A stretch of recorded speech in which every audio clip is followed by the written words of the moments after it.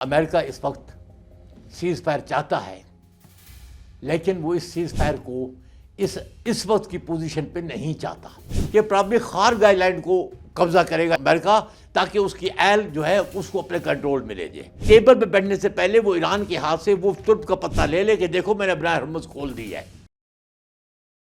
بسم اللہ الرحمن الرحیم۔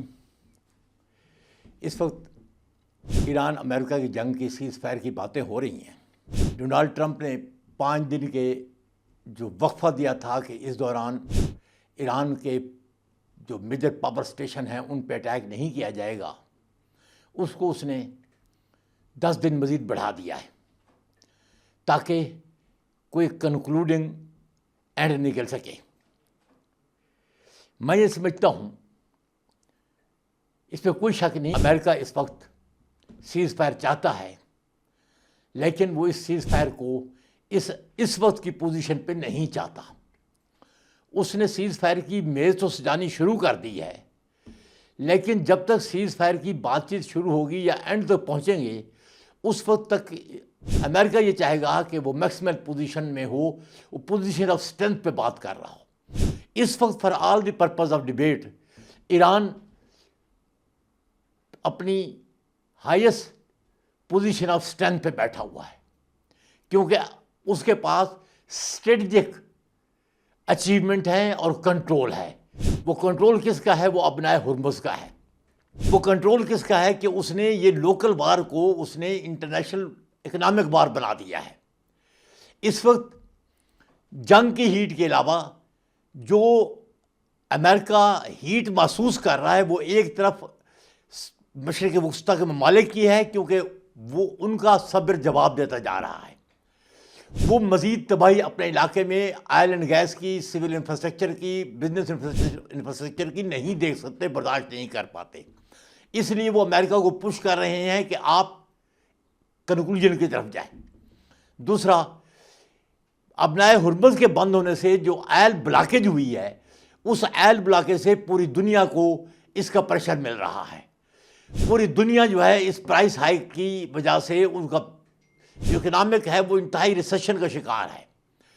نہ صرف ریسیشن کا شکار آئل کی وجہ سے ہے، بلکہ وہ جو مڈل ایسٹ سے فرٹیلائزر، کیونکہ دنیا کی آلموسٹ نیئر 40 to 45% فرٹیلائزر یہاں سے مڈل ایسٹ سے ایکسپورٹ ہوتی ہیں، وہ دنیا کے ممالک اسپیشلی ساؤتھ ایشیا میں، ساؤتھ ایسٹ ایشیا میں نہیں جا رہی۔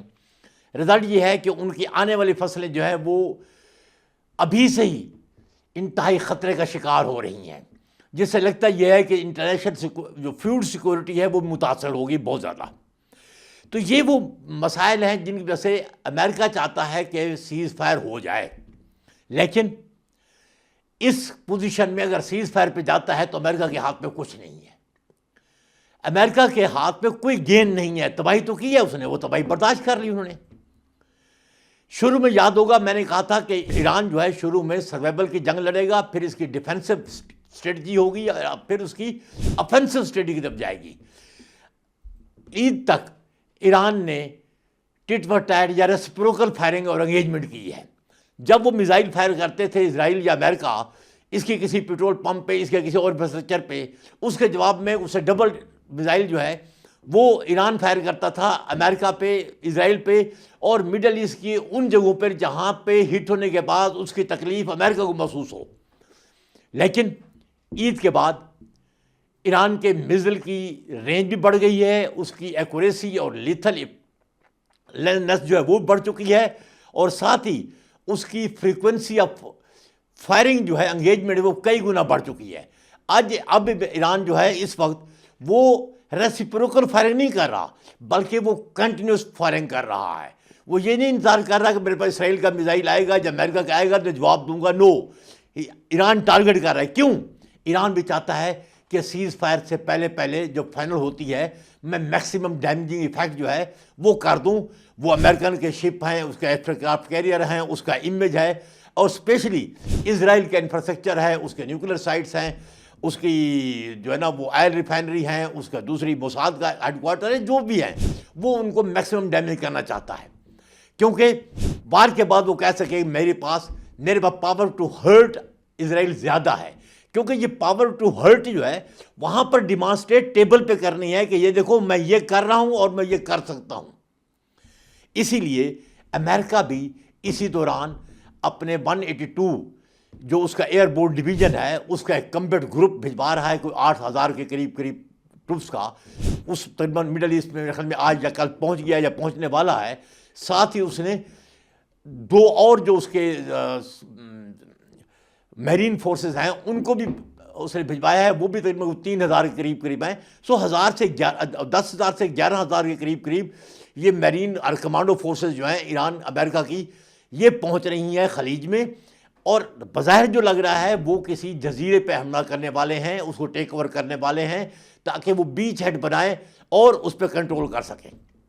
کیونکہ وہ جزیرے پہ جب کنٹرول ہوگا فزیکل تو اس وقت وہ کہہ سکے گا ٹیبل دیکھو میرے پاس یہ چیزیں کنٹرول میں ہیں.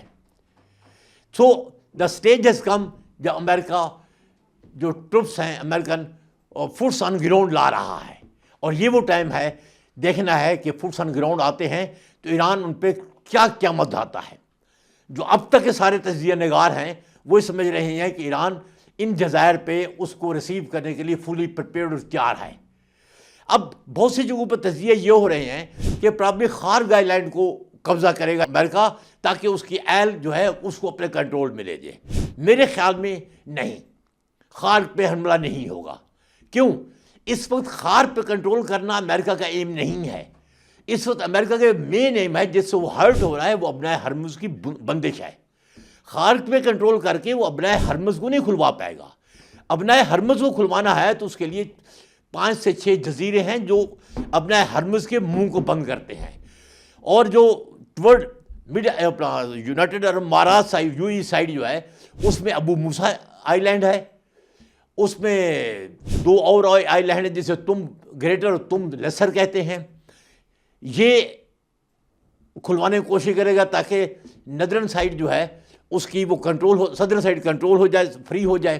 دوسرا جو مین بہت امپارٹنٹ ہے جو صحیح باٹل نیک بنتا ہے 20-25 کلومیٹر کا اس کے اوپر ابنائے ہرمز کے اوپر، اس پہ 3 جزیرے ہیں.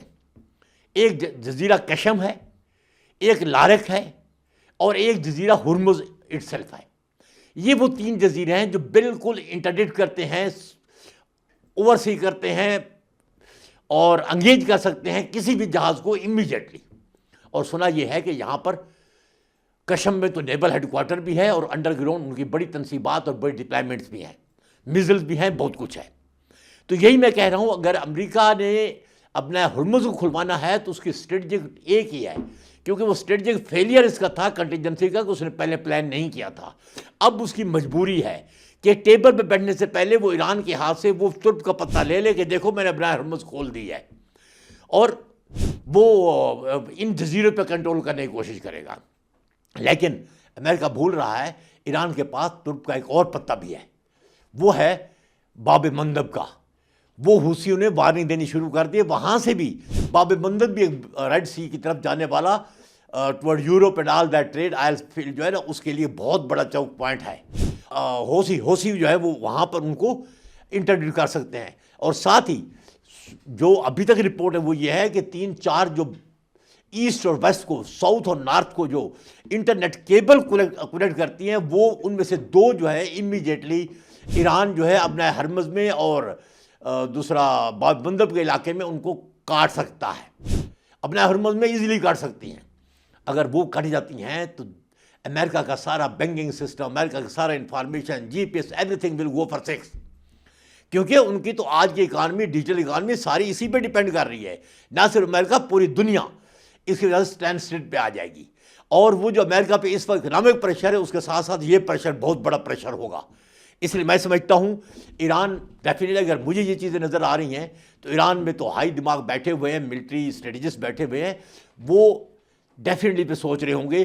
اور میں جو سیز فائر ٹیبل وہ جو کہ اب ایٹ دی مومنٹ تو پاکستان میں لگنے جا رہی ہے، جس کی انڈیا میں بہت ماتم بچا ہوا ہے، اگر کہیں اور بھی ہوتی ہے تو اس میں امریکہ کے ہاتھ میں کوئی ترک کا پتہ ایز آف ٹوڈے نہیں ہے. اس لیے وہ کوشش کرے گا کہ کسی طریقے سے اس کے پاس کوئی بارگیننگ لیوریج کے لیے کوئی پوزیشن آف اسٹرینتھ حاصل ہو جائے جس کے ذریعے سے وہ ایران سے اپنی شرائط منوا سکے. ایٹ دی مومنٹ ایران کے پاس سب کچھ ہے اور ٹیبل کے اوپر ایران امریکن شرائط کو ماننے کی پوزیشن میں نہیں، بلکہ اس کا ہاتھ ڈومیننٹ ہوگا، اوپر ہوگا. Thank you.